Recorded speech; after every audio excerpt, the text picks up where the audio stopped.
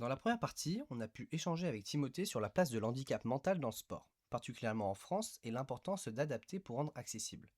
Maintenant, on va pouvoir échanger sur l'impact du football sur les enfants et en quoi c'est un outil éducatif très intéressant qui travaille énormément de compétences et très plaisant pour les enfants. Je te souhaite une bonne écoute. Et il y a cette, tu disais tout à l'heure que du coup tu avais déjà fait des matchs du coup avec ta section adaptée et les autres sections avec des enfants du coup qui n'ont pas forcément ces troubles et tout ça et ou ces déficiences. Et est-ce que il y a cette demande aussi de la section adaptée, ils aiment bien cette inclusion du coup? Comment ils le Bah, voient, comment ils le perçoivent eux, du coup ces enfants et même les éducateurs qui accompagnent du coup, comment ouais. ils perçoivent? Eux, ce qu'ils demandent vraiment, c'est de faire des matchs. Mhm. Ils veulent faire des grands matchs. Donc, ce qu'ils appellent eux grands matchs, c'est du foot 8 contre 8 sur Mhm. demi-terrain. Ok. Puis ils se rendent compte qu'ils n'ont pas forcément la taille ni la capacité de faire du 11 contre 11, mais ils demandent des grands matchs. Ils demandent des matchs, chose qui est pas évident à trouver parce que, comme je travaille avec des établissements, on est sur le temps scolaire. Et lorsqu'il faut proposer quelque chose en dehors du temps scolaire, par exemple un samedi matin ou un samedi après-midi, là où où les matchs ont lieu, c'est moins évident parce que du coup, les jeunes ne dépendent pas de l'établissement, ils sont en famille et le fait de motiver les familles à venir, les faire se déplacer, parce que forcément ils sont peut-être pas même forcément dans la Mhm. métropole, ou ils sont peut-être de l'autre côté de l'homme, c'est là où c'est plus difficile. Et c'est là où vraiment un vrai frein, c'est en fait de ne pas pouvoir faire de match en dehors du temps scolaire, c'est là où c'est difficile. Mhm. Ok. Pour l'avoir fait l'année dernière, à un moment, j'ai fait un match où du coup, mes U9, ils étaient au complet, j'avais mes 12 jeunes, alors que dans ma section adaptée, j'en avais que 5. Ok. Parce qu'ils retournent en famille, parce que c'est pas évident, parce que chacun a ses impératifs, ça c'est sûr Mhm. et Bien certain. sûr. Mais c'est là où le frein, c'est plutôt les familles. Mhm. On les laisse à l'établissement, ils font ce qu'ils veulent à l'établissement, et en famille, c'est là où c'est plus difficile de motiver les familles Mhm. Ok. à venir. Ok. Et tu vois un truc possible éventuel de genre faire un sorte de championnat peut-être à un bout d'un moment, mais là du coup pour l'instant il n'y a pas assez de sections adaptées pour ça, mais tu vois, faire des petits matchs, des petites rencontres avec eux, tu penses que ça Bah, serait quelque chose? l'objectif, ça serait bien de faire ce qu'on peut appeler des plateaux chez les jeunes. Par exemple, plusieurs matchs, il y a plusieurs équipes, et puis chaque équipe s'affronte sur des Hmm. petits terrains, des 3 contre 3, des 4 contre 4. Ok. Ça serait un objectif forcément à plus long terme, et c'est un objectif qu'on a vraiment tous envie de mettre en place, que ce soit moi, les jeunes, les éducateurs, le Hmm. club. Mais là où c'est plus difficile, c'est que, par exemple, la fédération de sport adapté, elle propose des événements, mais c'est sur des événements en semaine. Donc il faut pouvoir emmener les jeunes, travailler avec les établissements Hmm. qui ont aussi forcément leurs obligations à côté. Et, euh, et puis il n'y a peut-être pas non plus trop cette demande, c'est plutôt où ils font, il y a des établissements avec leurs équipes d'établissements, Hmm. ou alors ils récupèrent des jeunes et puis ils vont s'inscrire sur l'événement. Mais il n'y a pas de vrai, comme on pourrait l'entendre, de tournoi de foot ou de vrai championnat. Hmm. Mais par contre, c'est un vrai objectif de carrière Ouais. de former, pas un mini-championnat, mais de faire des rassemblements de plateaux, Ouais. de tournois entre club qui posséderait potentiellement une section adaptée. Chez des Ouais. jeunes, bien sûr. Parce que chez Ok. les adultes, ça Hmm. existe. Et chez les jeunes, ça existe moins. Ou alors, c'est des événements à droite à gauche. C'est ça, il y a ce côté où c'est pas encore très inscrit ancré dans la société, quoi. On a beaucoup de mal à comprendre, à adapter. On va dire, c'est vrai que ce que tu disais, il y a ce manque de temps et ce manque de moyens financiers et de personnes formées. Ouais. Parce que c'est une formation quand même de faire tout ça. Là, actuellement, du coup, t'es quand même en études plus adaptées, du coup, dans le sport adapté. Mais, mais c'est que j'ai l'impression que beaucoup de gens s'intéresse pas vraiment à ce sujet, on va dire que c'est pas quelque chose qu'on parle très souvent. On en parlait tout à l'heure juste avant, en vrai, je trouve ça super intéressant. Comme les Jeux Olympiques, Ouais. il y a les Paralympiques, du coup, mais du coup, là, c'est pour un handicap principalement physique, ou voilà. Mais il n'y a pas, au final, pour un handicap mental tel que des enfants en situation, des enfants ou des adultes en situation de trisomie, en situation du coup, de spectre autistique, il n'y a pas tout ça qui est adapté. Et après, il y a quand même une fédération française, Ouais, Fédération française de sport adapté. ouais, de sport adapté qui peut-être met des choses en place, mais je trouve qu'il y a peut-être, c'est pas encore quelque chose qu'on parle beaucoup. Non, du tout. Et oui, Pas du tout. Non, non, non, non. ouais. Et du coup, pour toi, est-ce qu'il y a quelque chose qui pourrait, qu'est-ce que tu aimerais que les gens sachent un peu, on va dire, de ça, un peu? Bah, le fait de faire du sport adapté, parce qu'on peut revenir sur le principe de formation, Mm. c'est qu'il n'y a pas forcément besoin de formation. Oui, Si ouais. tu es si t'es dans l'humain, si tu es Si tu es dans l'humain, si tu es dans le social, ou si même tu peux être confronté, entre guillemets, à ça, si j'ai un Mm. petit frère ou une petite sœur, une cousine, un grand-oncle, ou j'ai un ami, d'un frère Mm. qui a cette situation de handicap mental, on peut être confronté à tout moment, mais il faut pas forcément de formation, mais par contre, au sein des formations même, ça manque. Mm. Quand tu m'avais envoyé ta trame, on parlait de ce qui était possible dans la fédération, si la fédération, ou si le district, ou si la région, elle mettait des choses en place, dans la fédération de football, on va dire. Et par exemple, moi qui ai passé le BMF, le brevet de Mm. moniteur de football, c'est le premier diplôme de foot. Donc tu as les diplômes de foot, BMF, BEF, etc., qui augmentent au fur et à mesure pour pouvoir devenir de plus en plus professionnel. Mm. Et tu as ce qu'on appelle des certifications. J'ai plus le terme exact. Et c'est des petits modules, si on veut. Par exemple, si toi tu veux entraîner en U6, U7, Mm. bah, tu as des petits modules U6, U7. Ok. Tu sors de là avec une petite certification, comme quoi tu as fait un module U6, Mm. U7. Et au sein de ces formations-là même, par exemple, quand j'ai passé le BMF, ce qu'ils demandaient, parce que tu as un projet à faire Mm. dans ton club de logique, tu as un projet à faire et ils invitaient les gens, ils encourageaient les gens à tourner ça vers l'handicap de manière Ok. générale. Ok. Donc ils encouragent, ils proposent, ils invitent, parce que ça ferait gagner des points. Forcément, c'est ce que la fédération elle demande, parce que la fédération elle cherche à se tourner vers Mm. les autres pratiques du foot. D'accord. Et c'est une volonté de la fédération. Mais par contre, au sein de cette formation-là, bah, t'es pas formé. Mm. T'as pas de module grossièrement handicap, t'as pas de module intel, t'apprends Mm. plutôt par catégorie, donc le jeu à 11, le jeu à 8, le jeu à 5, etc. Donc même au sein même de certaines formations, il manque cette information-là, il manque Mm. cette envie, même donner envie aux gens de se renseigner sur ce public-là. Mm. Ouais, clairement. Si on prend l'exemple là, je suis en deuxième année de STAPS, en filière APA, donc activité physique adaptée, on est beaucoup plus tourné sur sur le médical, Mm. sur le fait sur les personnes euh, présentant une obésité, une Mm. anorexie, en rééducation suite à une chute, une maladie, Mm. etc. Mais on n'est pas assez tourné vers le handicap mental. C'est pas encore Mm. un sujet euh, principal. Mm. Ouais. Voilà, c'est un sujet qui est proposé C'est ça, ou qui n'est pas assez important dans certaines formations. c'est c'est très peu connu en soi, le handicap mental. C'est en fait c'est connu parce que Oui, on voit à la télé un autiste Asperger principalement, un autiste hyper intelligent, du coup personne en situation de type spectre de l'autisme. Ah! un spectre autistique. Autistique, excusez-moi. Un spectre autistique. Putain, c'est compliqué. C'est pas grave, je couperai ça. Je m'en fiche. Et, euh, et du coup, il y a ce côté où on le voit, ce côté très intelligent, qui sait tout faire. Mais en fait, il y a un nombre déjà de types, on va dire, d'autisme très grand. Il va y avoir des autistes qui sont non-verbaux aussi, qui n'ont Ouais, pas la ouais, capacité de parler. Où du coup, là, on parle avec principalement, je sais que du coup, moi, quand j'étais en IME, du coup, c'était avec le Makaton. Du coup, c'est une langue des signes simplifiée.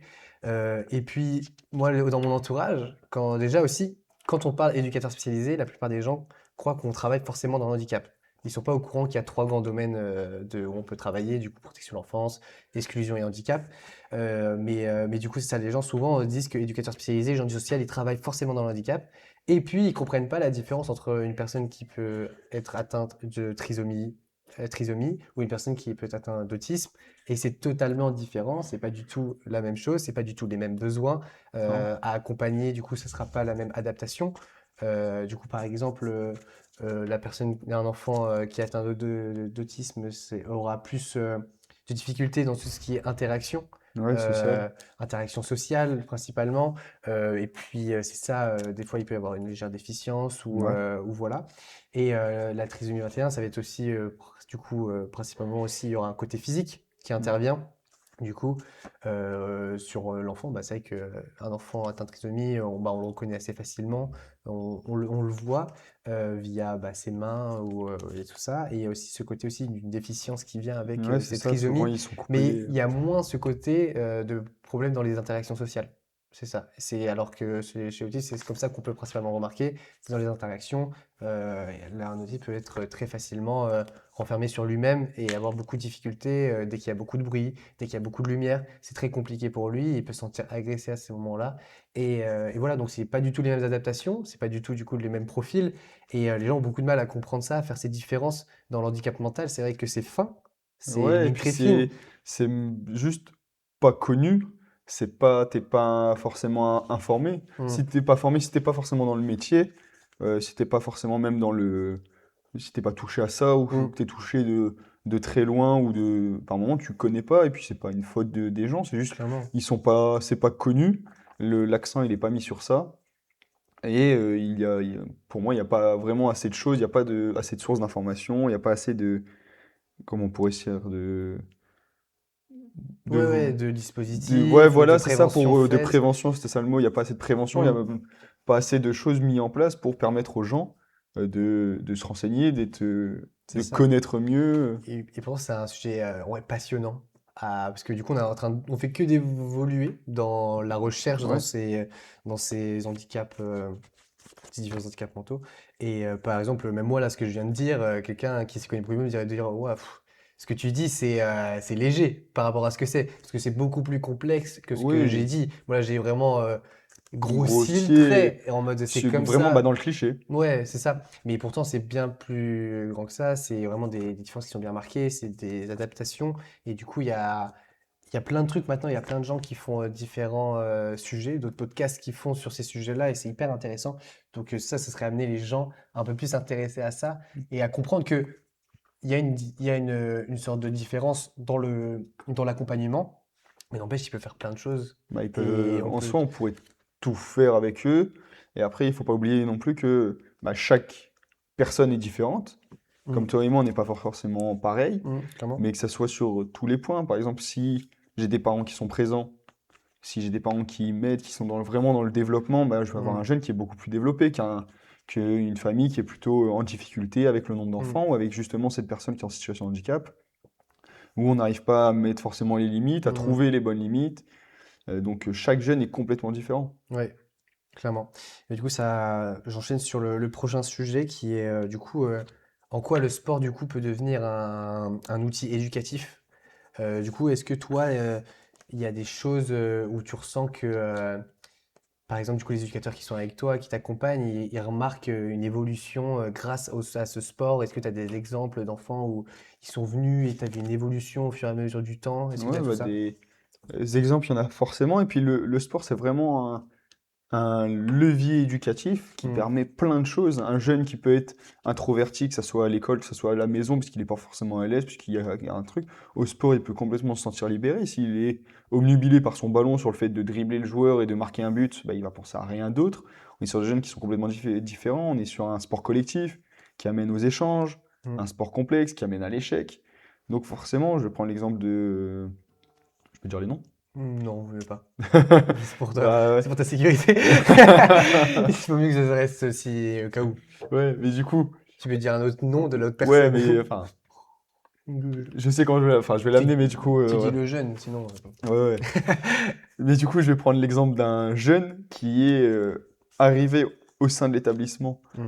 euh, au mois d'août-septembre, et ils l'ont tout de suite inscrit dans la section du foot parce que ça l'intéressait.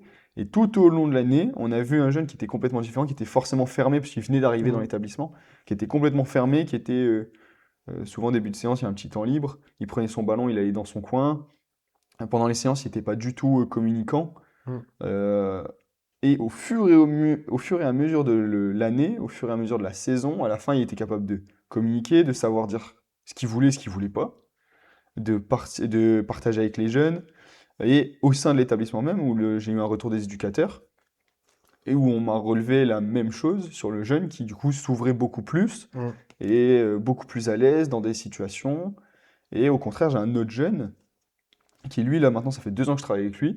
Le travail est très long parce que c'est un jeune qui voulait faire du foot, qui en faisait beaucoup à la récréation, mais qui était tout le temps puni parce que c'est un Hmm. enfant qui déteste l'injustice, qui déteste Hmm. l'échec, qui déteste la défaite et qui était violent, qui s'en prenait physiquement aux autres ou dans le langage, c'était exactement pareil. Et du coup, là, ça fait 2 ans qu'on travaille ensemble et maintenant le jeune, et je le dis encore à la maman, et même les autres éducateurs, on en discute, c'est que le jeune, il est capable. Au départ, quand il était en crise, il était dans son coin, crise, on ne pouvait pas Hmm. lui parler, il voulait plus revenir dans la séance, il en avait marre, il voulait arrêter le foot.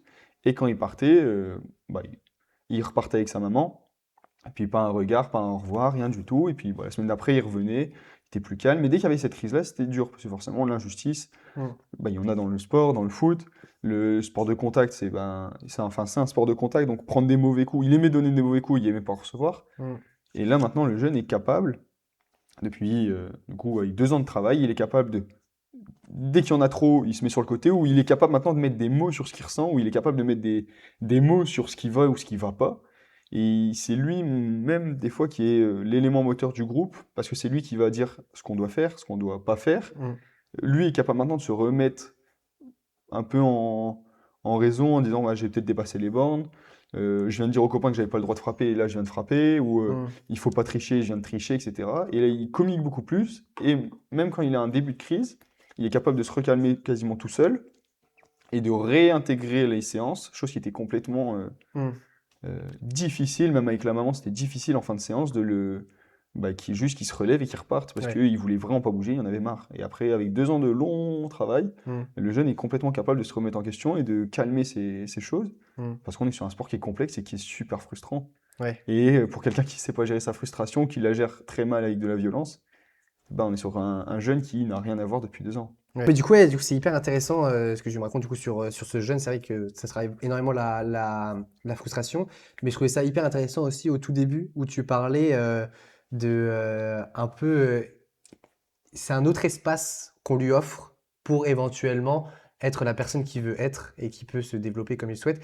Et il y a toutes ces notions aussi de confiance en soi et d'estime de soi qui peut se travailler du coup avec bah, le sport et le foot aussi principalement, où du coup, bah, c'est vrai, voir une progression, même pour un enfant, c'est hyper valorisant. Et je pense que toi, du coup, tu dois avoir un rôle derrière de travailler ça aussi et de les faire évoluer dans cette démarche? Est-ce que tu as des trucs où tu fais des temps, on va dire, un peu des feedbacks après la séance où tu leur dis, ouais, là c'est bien, t'as fait ci, t'as fait ça. Je suis beaucoup, pendant ma séance, je suis beaucoup sur l'encouragement. Mm. Bien évidemment, je rappelle tout ce qui est consignes, les règles, etc. Mais je suis beaucoup sur l'encouragement, même sur des gestes anodins, même sur des gestes. Si j'ai des joueurs qui savent déjà faire contrôle-passe, je vais leur proposer peut-être autre chose sur le contrôle-passe, sur peut-être une autre technique. Mais par contre, je vais tout le temps être dans la valorisation, Mm. tout le temps dans l'encouragement. Même les éducateurs qui sont autour, ils sont tout le temps dans l'encouragement, dans la valorisation. Et euh, souvent, en fin de séance, la semaine dernière et cette semaine, j'ai pas eu l'occasion de le faire, mais je reviens sur ce qu'on a fait, sur ce qu'on va faire aussi, Mm. et sur les choses à retenir. Comme là, on vient de reprendre les séances là, depuis cette semaine et la semaine dernière, j'ai Mm. pas eu l'occasion encore de refaire, vraiment, de remettre pardon, des vrais temps à ça, mais souvent, je suis beaucoup dans la discussion avec eux, je suis beaucoup dans le questionnement, et même pour les jeunes, tu avais parlé d'un moment, d'un espace de liberté, d'un moment, un espace d'expression. Ce qui est bien avec ce genre de projet, et puis même de manière générale dans le social, c'est qu'ils rencontrent beaucoup de personnes.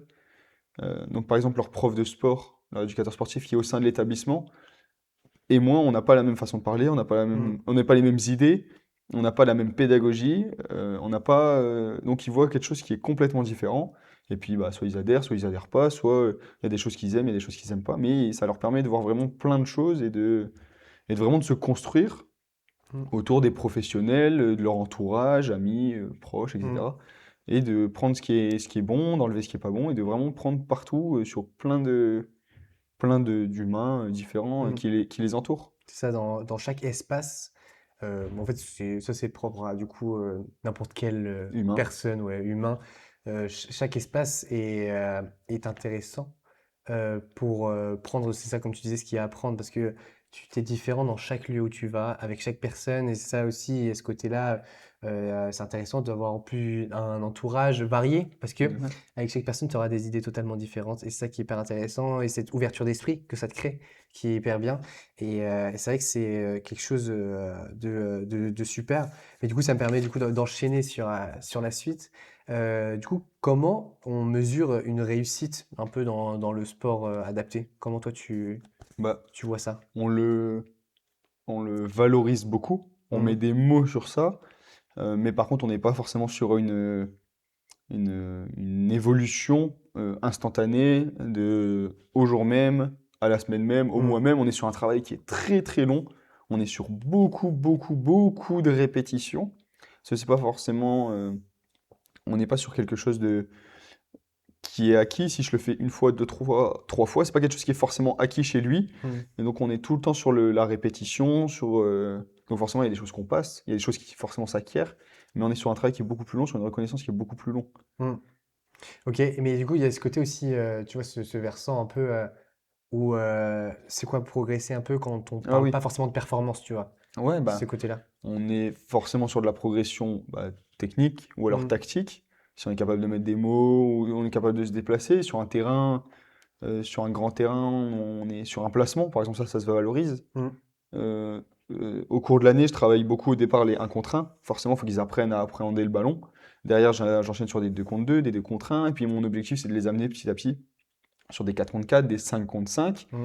Donc, si tu prends un terrain où tu mets 10 personnes dessus, où moi j'y suis, j'ai 4 copains, enfin j'ai 5 adversaires, j'ai un but, etc. Rien que cette notion de prendre de l'espace se valorise. Mm. Cette notion d'avoir des. J'utilise beaucoup le mot avoir une. Enfin, le groupe de phrases, avoir une bonne idée. Peut-être que la passe elle est ratée, mon contrôle il est raté, mais le fait que je me sois orienté, que j'ai voulu faire cette passe-là, que j'ai eu du coup cette idée-là, cette idée-là elle se Mm. valorise. Mm. Tout Ok. peut se valoriser, que ce soit un geste technique, une idée, un comportement. Forcément, le comportement se valorise beaucoup.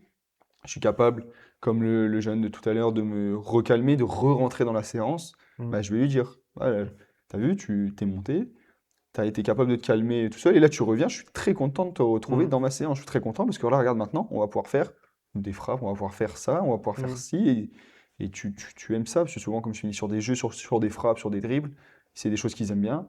Donc tout se valorise. Ouais, c'est ça, c'est qui est hyper intéressant. C'est que c'est plus l'effort qu'on va valoriser au final. C'est pas forcément la qualité de la chose. Ouais, non, non, C'est la ça. qualité, de chaque joueur est différent, hein, mais un débutant, pardon, et un joueur confirmé, ils peuvent avoir la même idée, cette même idée-là, elle se valorise. Par Mm. contre, le contrôle de l'un et la passe de l'un, elle sera forcément meilleure, moins bonne, etc. Mais l'idée, si on a la même idée, l'idée, elle peut se valoriser. Ouais. Ok. Et moi, du coup, là maintenant, j'irais partir là, par rapport à la valorisation, un peu ce côté de qu'est-ce que les familles un peu peuvent te renvoyer le plus souvent par rapport à cette section que tu mets en place? Est-ce qu'ils viennent te voir ou même les éducateurs quand je vois, il y a aussi ce côté-là. Qu'est-ce qui ressort beaucoup de cette section par rapport à, on va dire, ceux qui voient ça de l'extérieur? On est sur beaucoup, beaucoup de joie, Mhm. beaucoup de gens contents. Donc, forcément, je travaille avec les éducateurs, donc je vois beaucoup les éducateurs. Mhm. Par contre, de temps en temps, je vois les parents des jeunes parce que les éducateurs invitent les parents à Mhm. venir le Mhm. voir.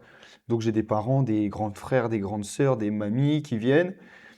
J'ai des jeunes qui viennent, ce que j'appelle indépendamment. Donc, forcément, ils viennent indépendamment d'un établissement. Donc, c'est les parents qui les Mhm. déposent ou alors le tata ou alors il y en a certains qui sont en foyer. Donc, ça va être peut-être un autre Mhm. éducateur. Mais on en discute beaucoup et tout le monde est content, que ce soit les jeunes, ils sont tout le temps le sourire. Les parents, ils ont forcément le sourire parce qu'ils voient leur enfant qui sourit, qui évolue, qui travaille, qui se sent à l'aise dans un groupe, qui se sent à l'aise à faire du sport, du foot comme tout le monde. Et les éducateurs sont très contents parce que forcément, il y a un travail qui est fait, il y a des jeunes qui changent, Mhm. qui évoluent, il y a des points à travailler. Donc tout le monde est content du projet. Ma personne, moi, je suis content du projet, les jeunes sont contents, les éducateurs sont contents, les familles sont contents, le club de foot est très content, mes responsables sont très contents, tout le monde est content, donc tout le monde est valorisé, ça te donne envie vraiment de travailler et de Mhm. continuer, de pas arrêter et de continuer à développer la chose. C'est ça. Quand tu commences, tu as 6, 7, 8 enfants, tu qu'un seul établissement. L'année d'après, tu as direct deux établissements, tu as tout de suite 15 enfants, tu fais x2. L'année d'après, tu as un établissement qui se retire, mais tu en as un nouveau, donc tu as trois établissements, plus des Mhm. jeunes, plus des copains. Là, j'ai un jeune qui vient de signer là, en mois de janvier, parce que c'est le copain d'un des jeunes. Mhm. Et la famille voulait faire du foot, donc la maman a parlé, enfin le jeune, il parle beaucoup de foot à l'établissement, il parle beaucoup de l'homme délivrance, il parle beaucoup de ses copains du Mhm. foot euh, dans son établissement. Donc forcément, ça remonte aux oreilles de ses éducateurs, des responsables. Donc ça permet aux éducateurs et aux responsables d'envoyer même, de permettre Mhm. aux autres familles de se renseigner. Ouais, c'est trop bien. Et du coup, là, c'est quoi les prochains projets là? Bah, là, On part sur quoi? l'objectif là, de la section à l'homme délivrant, c'est de continuer à développer. Ce que moi j'aimerais, puisque du coup, depuis maintenant 2 ans, les jeunes, ils ont leurs équipements. Mm. Mon objectif, moi, ça devrait être j'aimerais bien trouver un sponsor pour qu'on puisse avoir des beaux maillots, style vraiment des maillots de match, qu'on puisse habiller beaucoup plus. Et après, l'objectif, c'est vraiment de faire des matchs, beaucoup plus de matchs, que ce soit bah, sur le temps scolaire, forcément, c'est pas évident, mais par contre, un mercredi après-midi, ça peut peut-être se faire plus Mm. facilement pour pouvoir faire plus de rencontres, pareil, inclusifs, affronter la section adaptée contre les U15, contre les Mm. U12, contre les seniors. C'est peut-être un peu grand, mais par contre, contre des plus petits, même contre des U7, des U8, Mm. sans parler de niveau, sans parler de compétition, juste de passer un moment ensemble, tout le monde se mélange. Et l'objectif, c'est vraiment de professionnaliser cette section-là, de la développer, d'accueillir plus de jeunes. Mais pour accueillir plus de jeunes, il faut plus de disponibilité de terrain, Mm. il me faut plus de capacité. C'est pareil, tout seul, je peux pas forcément tout faire. Là, j'ai eu un appel récemment avec un, un- pas un établissement, mais un organisme qui ont au sein de leur organisme des services civiques. Donc, ils aimeraient bien m'envoyer des services civiques, venir m'aider. Donc, tout le travail de bouche à oreille, de réseau, tout ça se développe et ça permet de construire le truc et de Mm. consolider Ok, le projet. ouais, ok, trop bien. Bah parfait alors. Maintenant, pour finir, est-ce qu'il y a quelque chose que tu aimerais que les gens retiennent de ce projet un peu l'idée principale que tu aimerais qu'il ressorte, c'est que les gens se disent, ok, j'ai au moins compris ça, tu vois, Bah, de nos discussions. l'idée, c'est que monter un projet, c'est pas forcément difficile. À partir du moment où on a l'idée, ce qui va nous Mm. freiner, c'est plutôt bah, les moyens, que ce soit bah, moyens financiers, la structure, tout ça. Mais on peut commencer tout doucement. Et on peut monter tout style de projet parce que les établissements, si on prend l'exemple des établissements, mais surtout les familles, tout le monde est demandeur de ces projets-là. Tout le Mm. monde demande ces projets-là. Tout le monde a envie de monter des choses. Et pour faire retenir quelque chose aux gens, je dirais que pour la section, enfin pour ouvrir une section, pour ouvrir des jeunes, pour accueillir des jeunes, il faut pas les voir comme des jeunes à part ou comme des enfants en situation de handicap. Je pense qu'il faudrait plutôt les voir comme des jeunes où chaque personne, toi et moi, on n'a pas les mêmes capacités, on n'a pas Mm. les mêmes envies, on n'a pas les mêmes objectifs. Et partir de ce principe-là où chaque jeune est différent, ma pédagogie, je vais pouvoir l'adapter. Alors forcément, si je suis un coach qui est compétition, bah, je vous invite à prendre une séance de foot loisir, de foot Mm. adapté, de foot petit, ça va tout changer. Parce que au sein des séances, même mes collègues qui sont déjà venus voir, en fait, c'est que du positif. Il y a que Mm. du positif à retenir pendant la séance parce qu'il y a beaucoup de valorisation, beaucoup, beaucoup de valorisation. Et comme j'ai pas de championnat, comme j'ai pas de match, comme j'ai pas d'objectif de compétition, bah, en fait, c'est que du travail, que du positif. Donc Mm. partir du principe que de voir ces jeunes-là, comme n'importe quel jeune, forcément qu'il y a des besoins, qu'il y a des besoins complètement différents, des capacités complètement différentes, mais partir de ce principe-là et, euh, et de construire un projet autour et d'ouvrir les portes Et puis si on ouvre un petit peu les portes, bah, ça commencera doucement, ça s'ouvrira petit à petit, petit à Mm. petit, petit à petit, et puis à force du travail, ça vient. Il y a beaucoup de demandes, donc il y a beaucoup de projets à faire. Ouais, ok. Bon, bah, trop bien. Bah, je voulais vraiment te remercier du coup d'avoir pris ce temps avec moi pour faire ce petit podcast. Je sais pas si tu as d'autres choses à rajouter ou si pour toi, pas tout a été dit, mais que voilà, le plus gros a pu être discuté sur ce sujet qui est quand même très important, qui commence à émerger petit à petit dans la société. Et je pense que c'est une très bonne chose, enfin, que les Ouais, gens c'est puissent en ça. parler. Ce qui Mm. manque maintenant, c'est tout ce qui est bah, moyens de Mm. structure, moyens financiers, et puis encore cette prévention, le fait d'ouvrir ça et Mm. d'en parler. C'est ça, de faire découvrir bah, ces enfants-là qui comprennent énormément de choses et Ils sont capables d'énormément de choses c'est ça, et qui ont envie de faire énormément de c'est choses. ça. Du coup, voilà. Donc voilà, je voulais vraiment te remercier. Et puis, du coup, si pour toi tout est bon. Et puis, on se voit du coup une prochaine pour pour le prochain podcast.